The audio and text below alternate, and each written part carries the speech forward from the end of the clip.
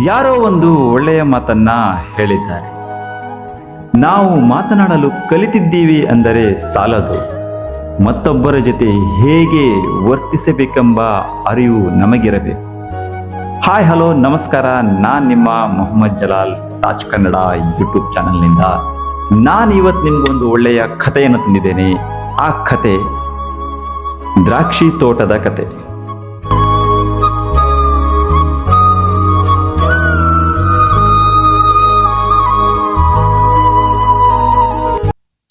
ಒಂದೂರಿನಲ್ಲಿ ಒಬ್ಬ ರಾಜ ಇದ್ದ.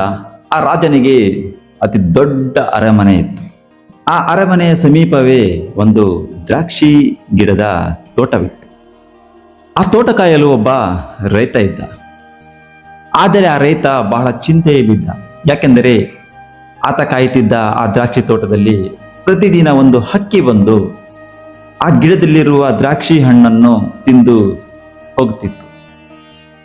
ಅದರಲ್ಲಿರುವ ಒಳ್ಳೆಯ ಹಣ್ಣನ್ನು ತಿಂದು ಹಣ್ಣಾಗಿರುವ ಕೆಟ್ಟದಾಗಿರುವ ಹಣ್ಣುಗಳನ್ನೆಲ್ಲ ನೆಲಕ್ಕೆ ಹಾಕಿ ಬಿಡುತ್ತಿತ್ತು. ಇದರಿಂದ ಈ ರೈತ ಬಹಳ ಚಿಂತೆಯಲ್ಲಿದ್ದ. ಬಹಳಷ್ಟು ಪ್ರಯತ್ನ ಪಟ್ಟ.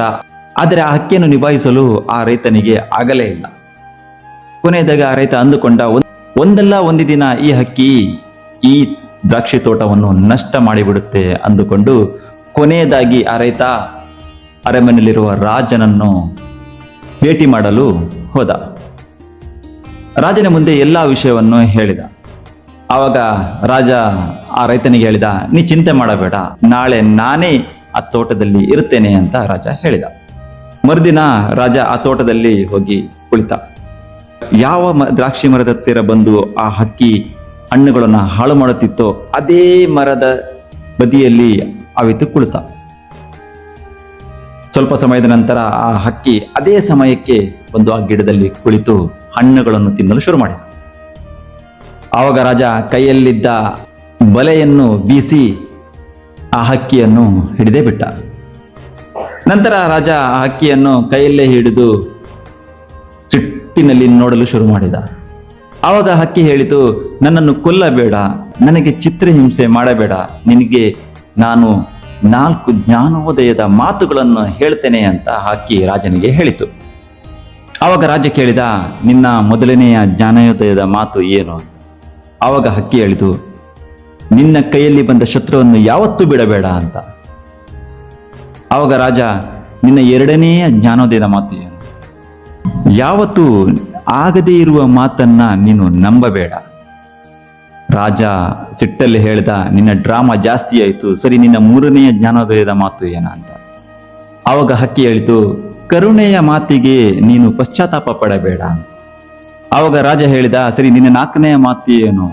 ನಿನ್ನ ಆಟವನ್ನು ಇಲ್ಲೇ ಮುಗಿಸ್ತೇನೆ ಅಂತ ರಾಜ ಹೇಳಿದ. ಆವಾಗ ಹಕ್ಕಿ ಹೇಳಿತು, ಓ ರಾಜ, ನೀವು ಯಾವ ರೀತಿ ನನ್ನ ಹಿಡ್ಕೊಂಡಿದ್ದೀರಾ, ನನಗೆ ಉಸಿರಾಡಲು ಕಷ್ಟ ಆಗ್ತಾ ಇದೆ.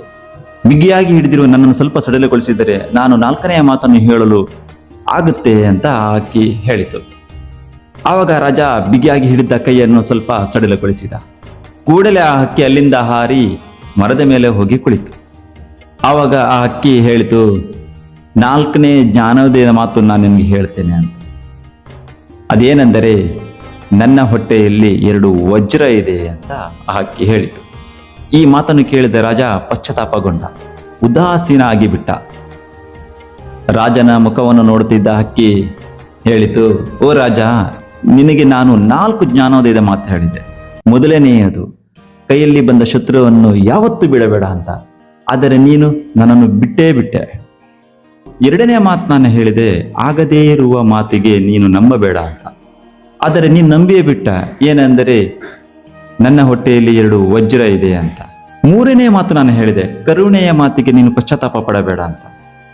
ಆದರೆ ನೀನು ಪಶ್ಚಾತ್ತಾಪ ಪಟ್ಟು ಬಿಟ್ಟೆ. ಯಾಕೆಂದರೆ ನನ್ನ ಹೊಟ್ಟೆಯಲ್ಲಿ ಇಲ್ಲದ ಆ 2 ವಜ್ರದ ಬಗ್ಗೆ ನೀನು ನಂಬಿಬಿಟ್ಟೆ. ಆ ಹಕ್ಕಿ ಹೇಳಿದ ಆ 4 ಜ್ಞಾನೋದಯದ ಮಾತು ರಾಜನಿಗೊಬ್ಬನಿಗೆ ಅನ್ವಯಿಸುವುದಿಲ್ಲ, ನಮ್ಮ ಜೀವನದಲ್ಲಿ ಕೂಡ ಇದು ಅನ್ವಯಿಸುತ್ತದೆ. ಯಾಕೆಂದರೆ ನಾವು ಕೆಲವರ ಬಣ್ಣದ ಮಾತುಗಳಿಗೆ ಮರಳಾಗಿ ಬಿಡ್ತೇವೆ, ಅವರ ಮಾತುಗಳನ್ನು ಹೆಚ್ಚಾಗಿ ನಂಬಿ ಬಿಡ್ತೇವೆ. ಅಂಥವರಿಂದ ನಾವು ಜಾಗರೂಕತೆಯಿಂದ ಹೆಜ್ಜೆಡಬೇಕು. ಅಂಥವರನ್ನು ಚದುರಂಗದ ಆಟದಲ್ಲಿ ಸೋಲಿಸಬೇಕು ಅನ್ನುತ್ತಾ ನಾನು ನಿಮ್ಮ ಮೊಹಮ್ಮದ್ ಜಲಾಲ್ ತಾಜ್ ಕನ್ನಡ ಯೂಟ್ಯೂಬ್ ಚಾನಲ್ನಿಂದ. ಯಾರೆಲ್ಲ ನನ್ನ ಚಾನಲ್ ಸಬ್ಸ್ಕ್ರೈಬ್ ಮಾಡಿಲ್ಲ ದಯವಿಟ್ಟು ಸಬ್ಸ್ಕ್ರೈಬ್ ಮಾಡಿ. ಇಂತಹ ಒಳ್ಳೆಯ ಕಥೆಗಳನ್ನು ನಾನು ತರ್ತಾ ಇರ್ತೇನೆ. ಅಲ್ಲಿಯವರೆಗೂ ಬಾಯ್.